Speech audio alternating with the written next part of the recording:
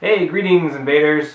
My name is Scott, this is Book Invasion, and hello, thank you for tuning in. Today, we're going to be talking about Black Star Renegades by Michael Moreci.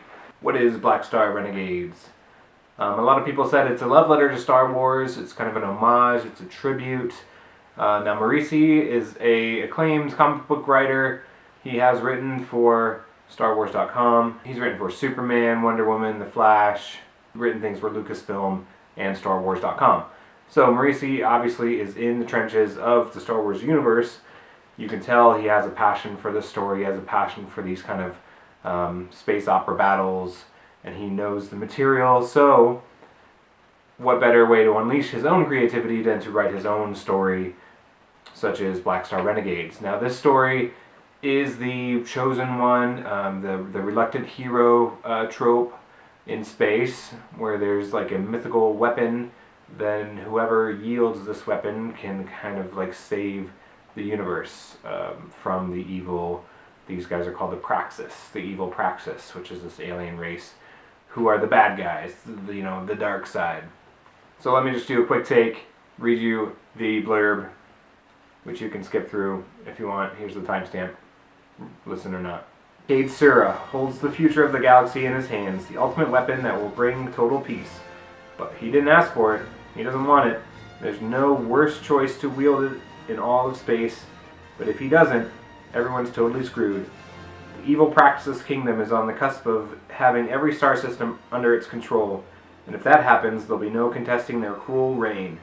Especially if its fanatical overlord, Gahal, manages to capture Cade and snag the all-powerful weapon for himself. Cade can't hide from Praxis, and he can't run from the destiny that's been shoved into his hands, so he only has one option.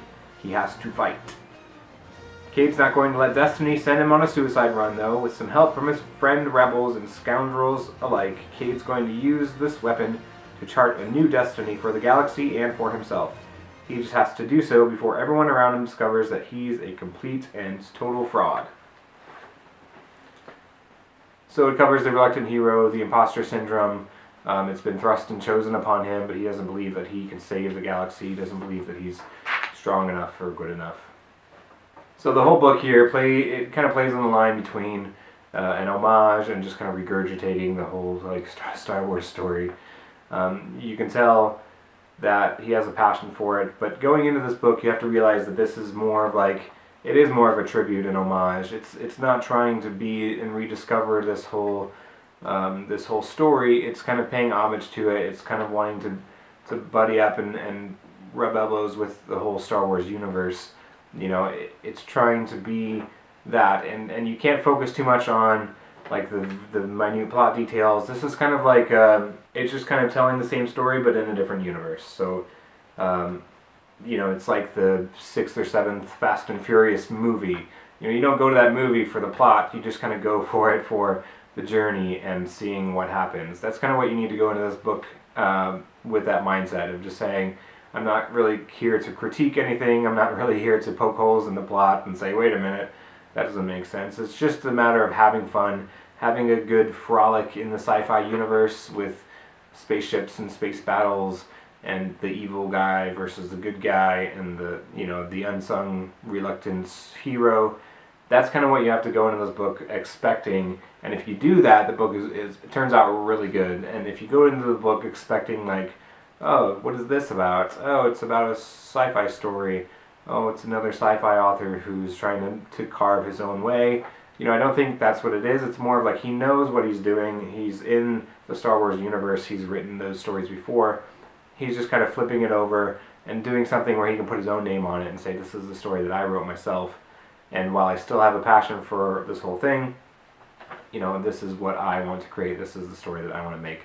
And he does that, and he pulls it off really well. And this is book 1 in a series, so obviously there's going to be more.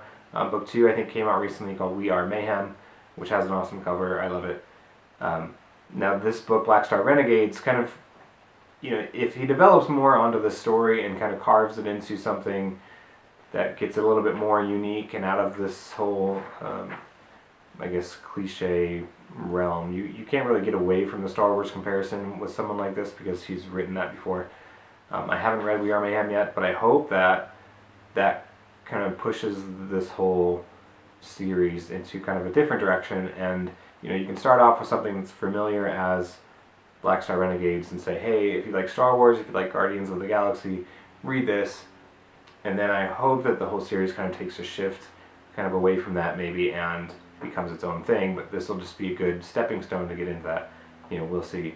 I'll read that soon and maybe have a review for that up for you soon. So that's my quick discussion about Black Star Renegades. You can call it a review. I'm just kind of here telling you about the book and what it is. I did enjoy it. I listened to it on audio and it was really well done. I gave it maybe like 3.5 stars. It wasn't mind-blowing, but then again, it has a lot to do with what your expectations are going into the book. And if you just want a good, fun story, which usually I often do, it's enjoyable. It goes by fast. It plays well. If you're looking for something that's deep and mind-blowing and thought-provoking and like new ideas come to you, then you might want to pass this one along and go to something else. But if you just want to relive Star Wars, if you just want to get into Guardians of the Galaxy again and say, I want that again, but I don't want to watch it, I've seen it 50 times, give me something kind of similar, this is the perfect book for you. And I would recommend it for anyone who wants a fun sci-fi romp that's not too heady and not too crazy on the plot. It's easy to follow, it's familiar. It's a book that you can just kind of pop on and just enjoy yourself with. So, I hope you read it, I hope you enjoy it.